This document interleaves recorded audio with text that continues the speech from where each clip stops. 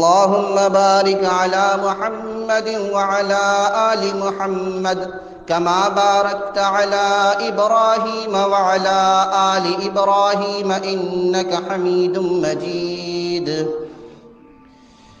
میرے محترم بزرگ اور دوستو، اسلام کے غیور نوجوانوں،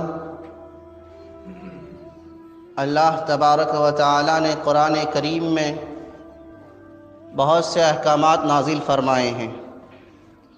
یہ قرآن ہمارے لیے سراپا ہدایت ہے، لیکن آج ہم اس قرآن سے بہت دور ہیں، غفلت کی زندگی گزار رہے ہیں۔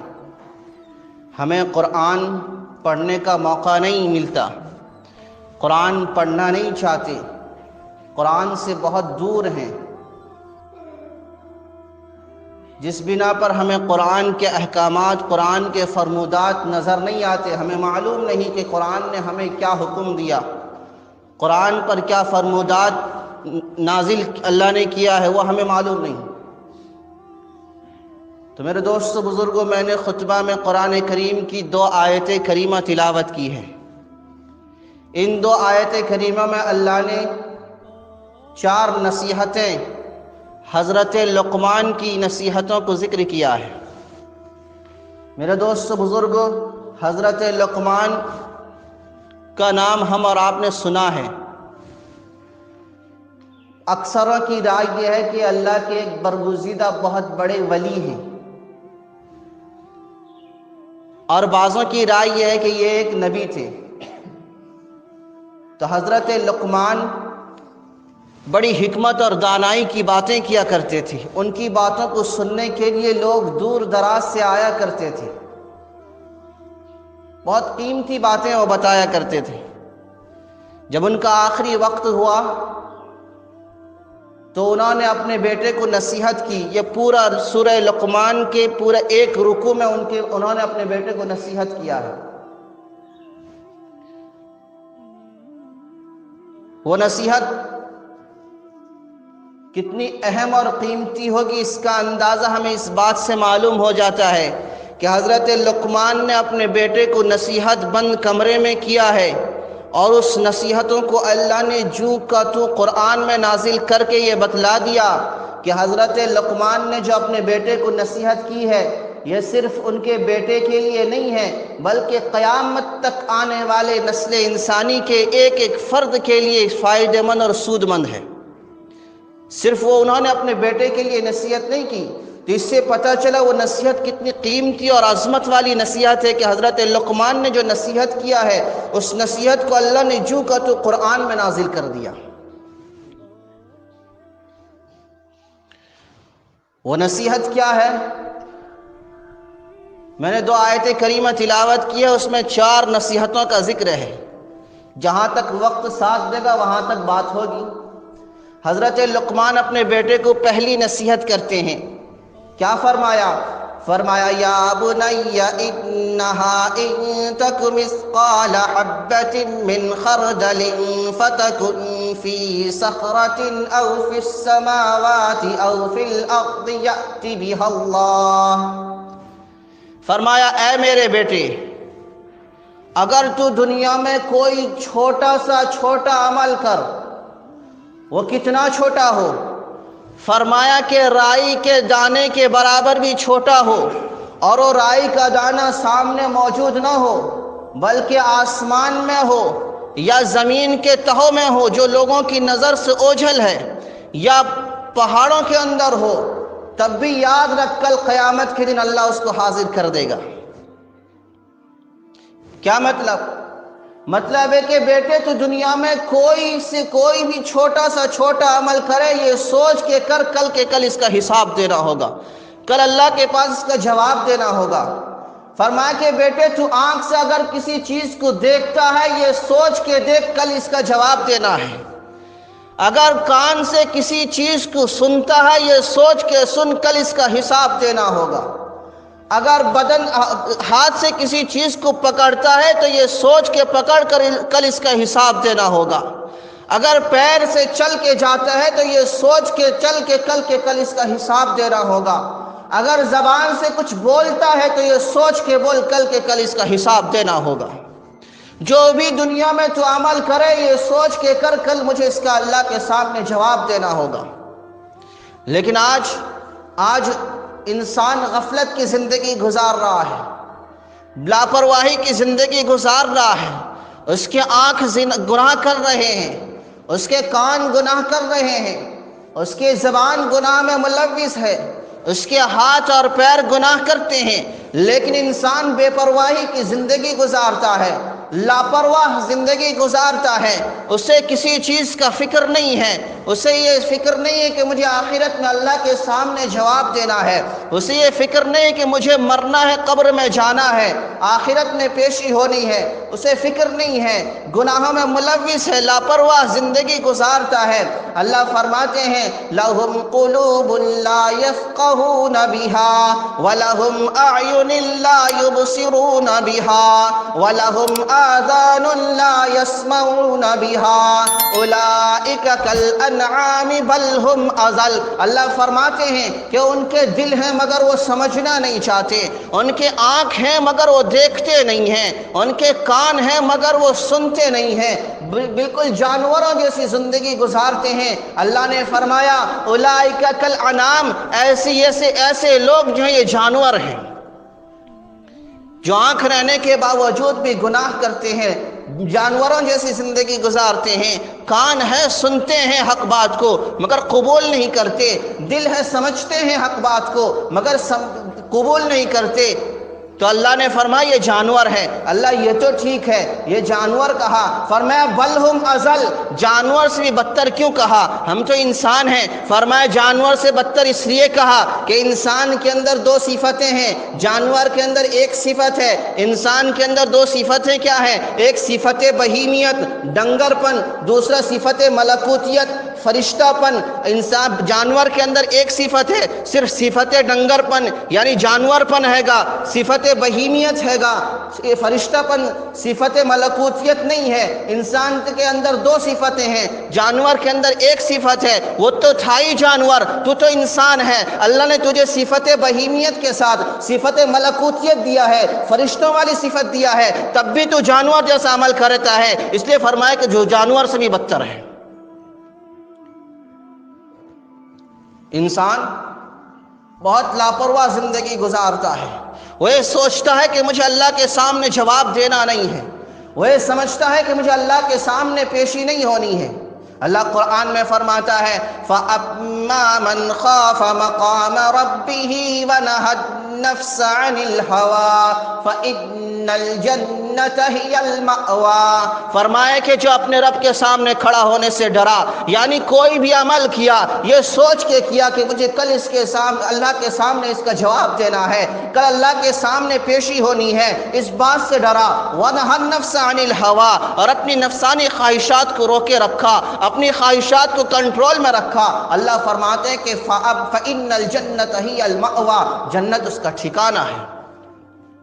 لیکن آج ہم اپنے نفسانی خواہشات پر عمل کرتے ہیں، لاپرواہ زندگی گزارتے ہیں، من چاہی زندگی گزارتے ہیں، رب کی مرضی پر زندگی نہیں گزارتے۔ ہمیں سوچتے ہیں کہ ہمیں مرنا نہیں ہے، ہمیں قبر میں جانا نہیں ہے، ہمیں آخرت میں پیشی ہونی نہیں ہے، اسی سوچ کی بنا پر ہم گناہ کرتے رہتے ہیں۔ اور جو آخرت میں اللہ کے سامنے جواب دینا ہے، اللہ کے سامنے پیشی ہونی ہے، جس نے یہ سوچا اور اللہ سے ڈرا اس کا کیا حال ہوگا؟ قرآن بھی اس کا ذکر کرتا ہے، کیا کہتا ہے؟ اللہ نے فرمایا فَأَمَّا مَنْ أُوتِيَ كِتَابَهُ بِيَمِينِهِ فَيَقُولُ هَاؤُمُ اقْرَءُوا كِتَابِيَهْ إِنِّي ظَنَنْتُ أَنِّي مُلَاقٍ حِسَابِيَهْ فَهُوَ فِي عِيشَةٍ رَاضِيَةٍ فِي جَنَّةٍ عَالِيَةٍ۔ اللہ فرماتے ہیں کہ جس کا نامہ اعمال داہنے ہاتھ میں ملے گا، میدان محشر کی نقشہ کھینچتے ہیں اللہ، جس کا نامہ اعمال داہنے ہاتھ میں دیا جائے گا، اس کا حال کیا ہوگا؟ کہے گا فیقول ہاؤم اقرؤ کتابیہ، کہ لو پڑھو میرا نامہ اعمال، میرے اللہ نے میرے ساتھ کتنا خیر کا معاملہ کیا ہے۔ جیسے بچہ ٹاپر آتا ہے، فرسٹ ڈویژن ہوتا ہے، اپنا سرٹیفکیٹ سب کو دکھاتا پھرتا ہے، ایسے ہی میدان محشر میں جس کا نامہ اعمال داہنے ہاتھ میں دیا جائے گا تو کہے گا لو پڑھو میرا نامہ اعمال، میرے اللہ نے میرے ساتھ کتنا خیر کا معاملہ کیا ہے۔ آج ہم سمجھتے ہیں کہ کامیابی تجارت میں ہے، کامیابی کوٹھی بلڈنگ میں ہے، کامیابی بینک بیلنس میں ہے، کامیابی زراعت میں ہے۔ نہیں، اصل کامیاب وہ ہے جس کا نامہ اعمال داہنے ہاتھ میں دیا گیا۔ تو پھر اللہ فرماتے ہیں کہ وہ پھر میدان محشر میں کھڑا ہو کے تقریر کرے گا، کہے گا تم جانتے ہو کہ مجھے نامہ اعمال داہنے ہاتھ میں کیوں دیا گیا؟ تو کہے گا انی ظننت انی ملاق حسابیہ، میں یہ سمجھتا تھا، میرا گمان تھا، میرا یقین تھا، میرا بھروسہ تھا، میرا اعتماد تھا کہ مجھے اللہ کے سامنے حساب دینا ہے، مجھے اللہ کے سامنے جواب دینا ہے۔ یہ سوچ کر میں نے اپنے آپ کو گناہوں سے بچائے رکھا، اس لیے میرا نامہ اعمال داہنے ہاتھ میں دیا گیا۔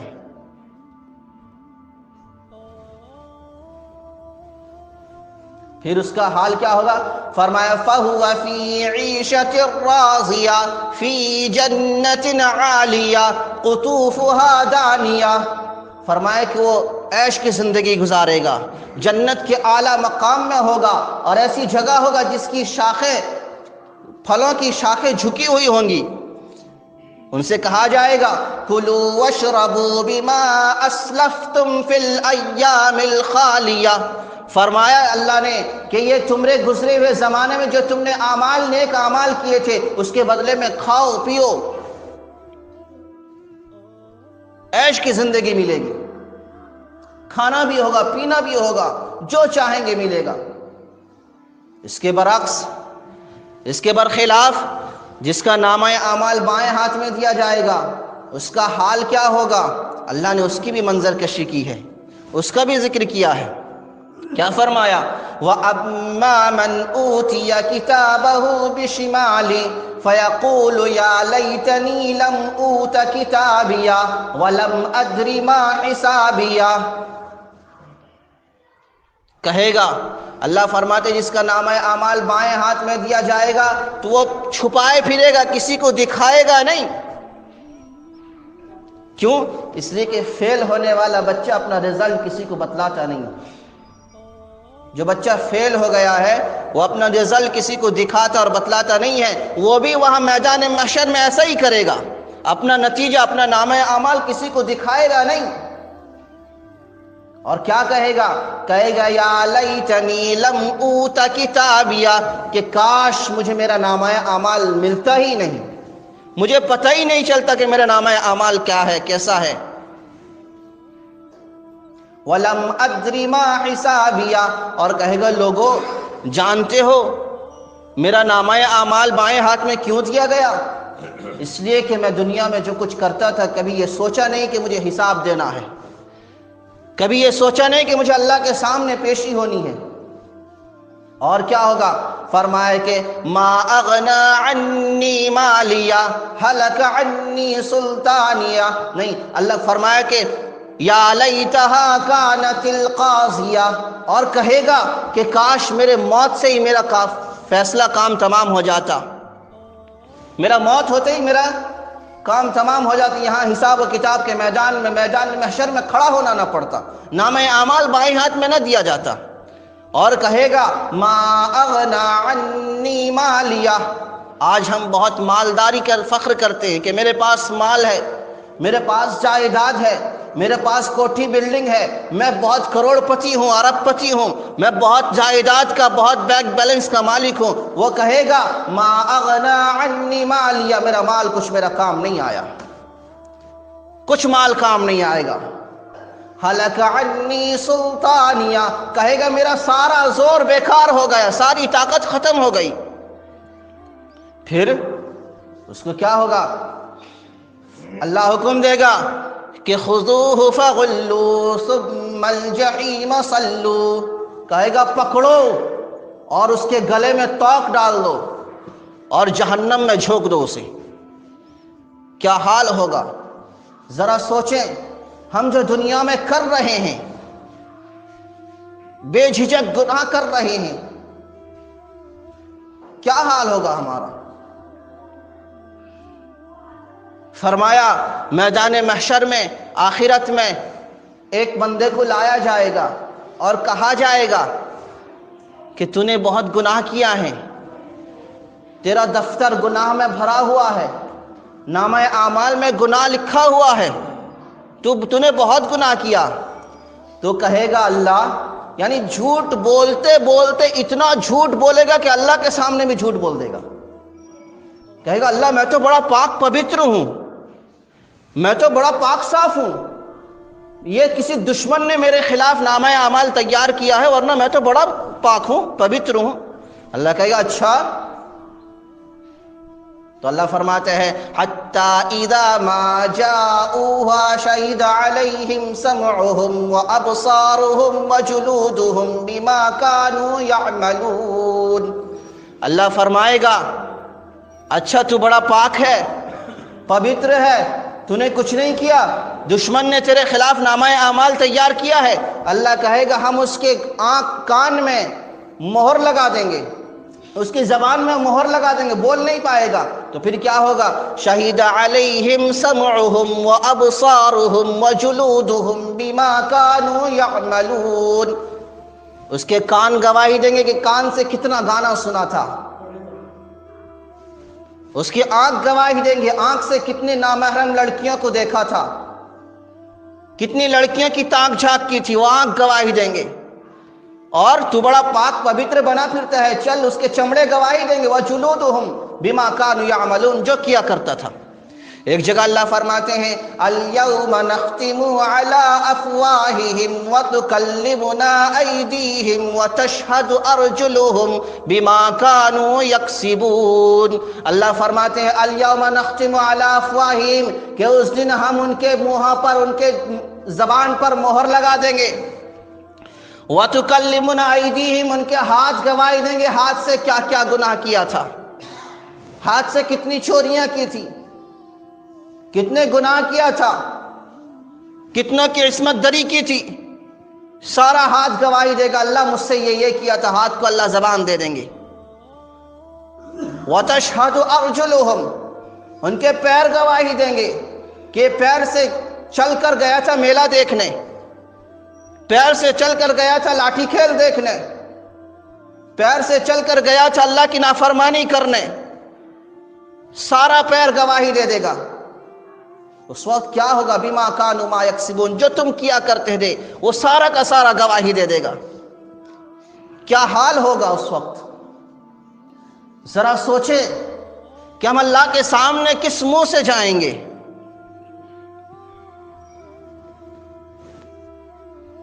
جتنا بھی، جو ذرہ برابر بھی کیا ہوگا سب اللہ حاضر کر دیں گے۔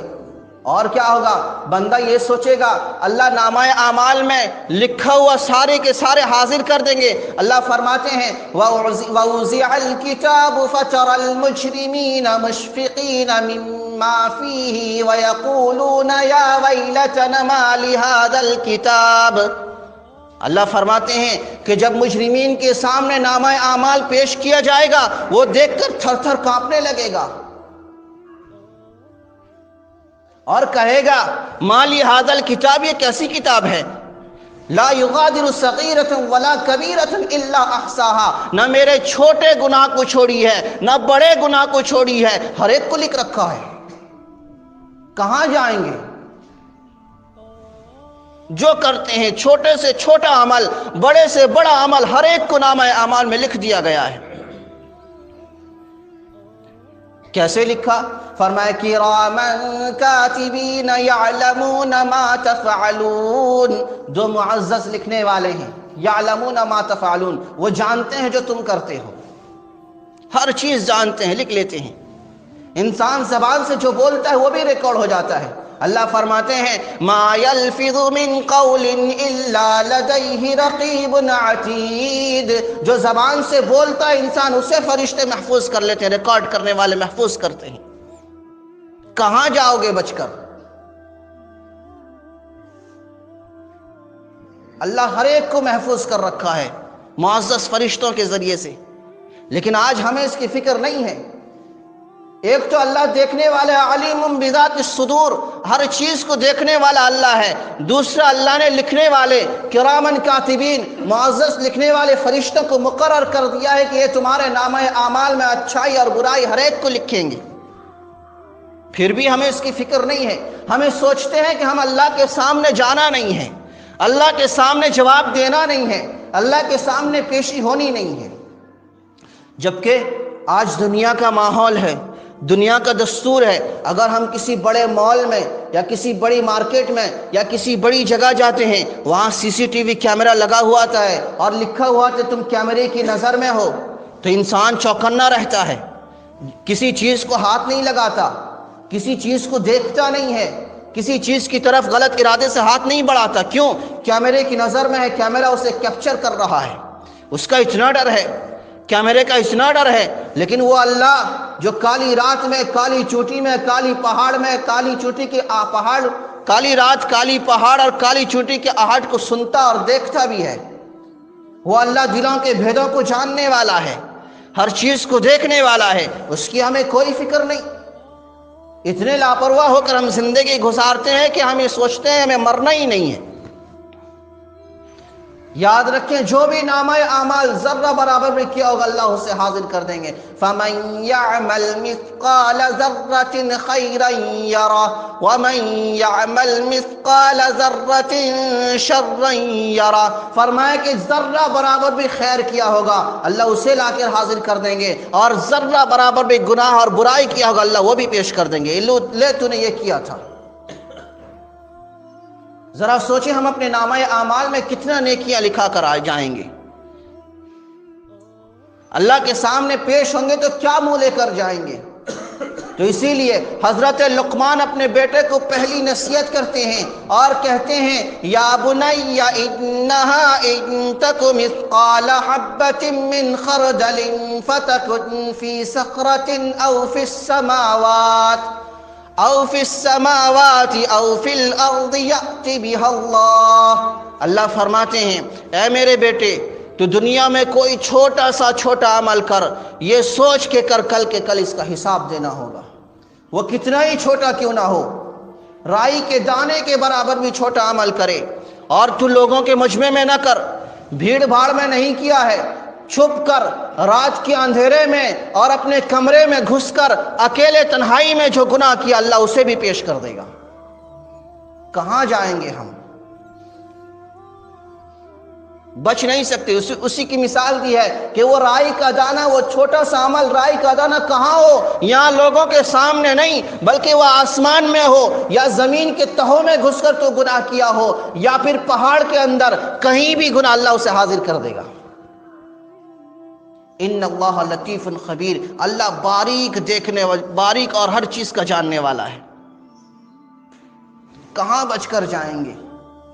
چھٹکارا نہیں ہو سکتا۔ ہم بے فکری کی زندگی گزارتے ہیں، ہمیں سوچتے ہیں کہ اللہ بڑا غفور الرحیم ہے، معاف کر دے گا، ہم گناہ کرتے ہیں، اللہ تو معاف کرنے والا۔ یاد رکھیں، اللہ کو غفور الرحیم سمجھ کر گناہ کرنا یہ بہت بڑی حماقت اور گناہ کا کام ہے۔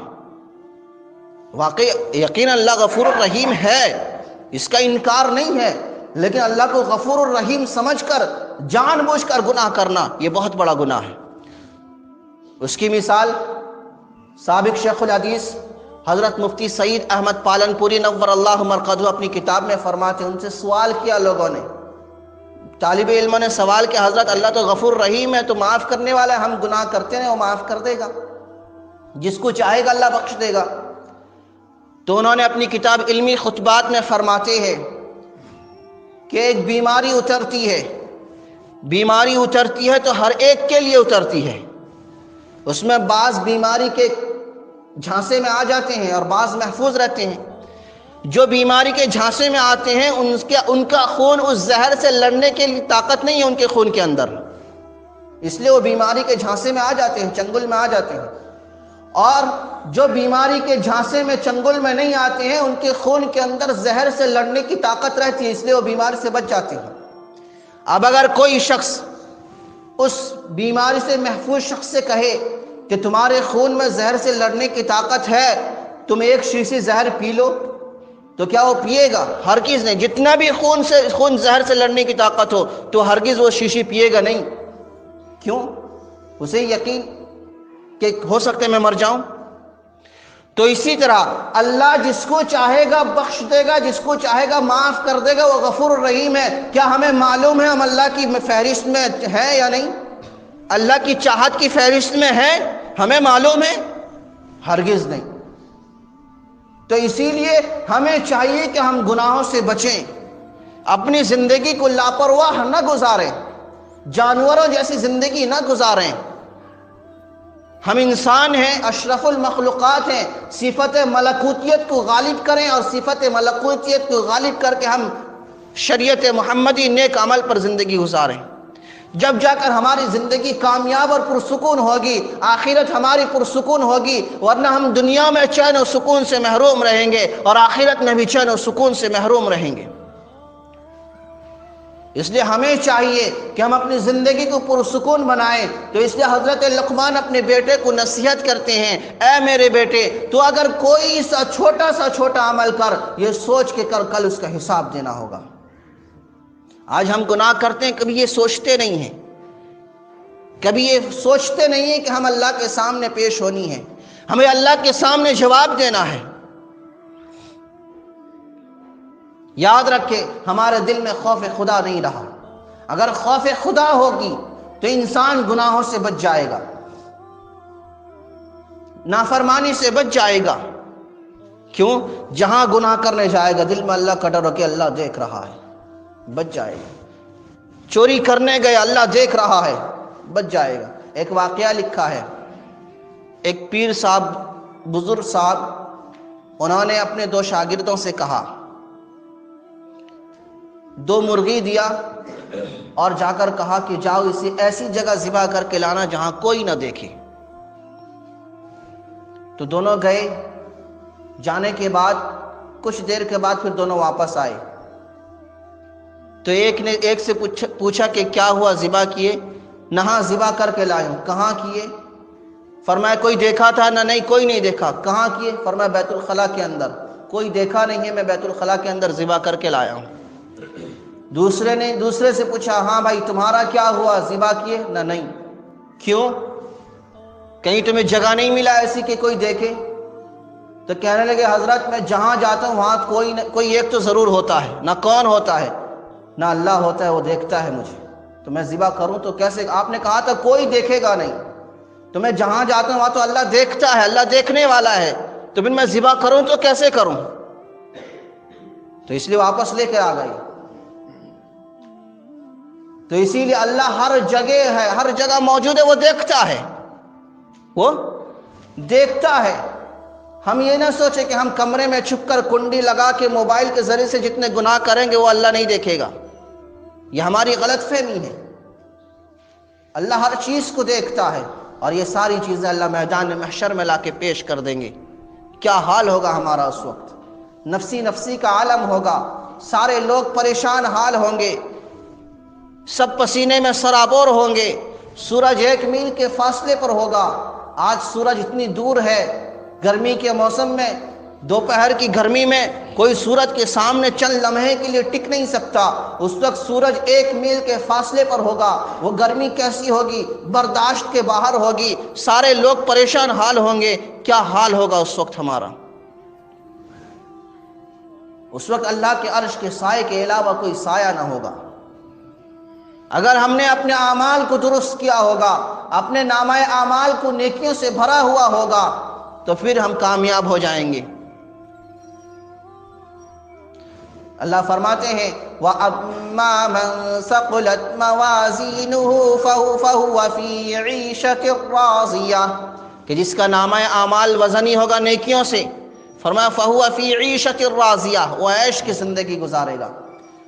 وَأَمَّا مَنْ خَفَّتْ مَوَازِينُهُ فَأُمُّهُ هَاوِيَةٌ، اور جس کا نامہ اعمال نیکیوں سے ہلکا ہوگا، فَأُمُّهُ هَاوِيَةٌ، اس کا ٹھکانہ جہنم ہوگا۔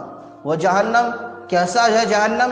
فرمایا کہ اسے 1000 سال تک دہکایا گیا تو وہ لال ہوئی، پھر دہکایا گیا، پھر اب کالی ہوئی ہے۔ جہنم کی آگ کالی ہے۔ اور اسی سورہ الحاقہ جو میں نے آیت ابھی پڑھی، اس میں اللہ آخر میں فرماتے ہیں ایسے لوگوں کے بارے میں جہنم ہے، جہنم فرمایا کہ ان کا کھانا کیا ہوگا؟ وَطَعَامُهُ إِلَّا مِنْ غِسْلِينَ، وہ کھائیں گے، غسلین کھائیں گے۔ غسلین کسے کہتے ہیں؟ فرمایا کہ جہنمیوں کا پیپ اور خون جو ہے اسے کھانا، وہ کھانا ہوگا،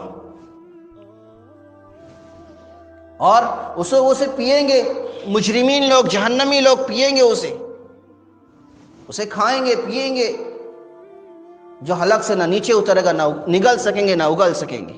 لا يموت فیہا ولا یحیا، نہ وہاں موت آئے گی، نہ وہ چین سے سکون سے زندگی گزار سکیں گے۔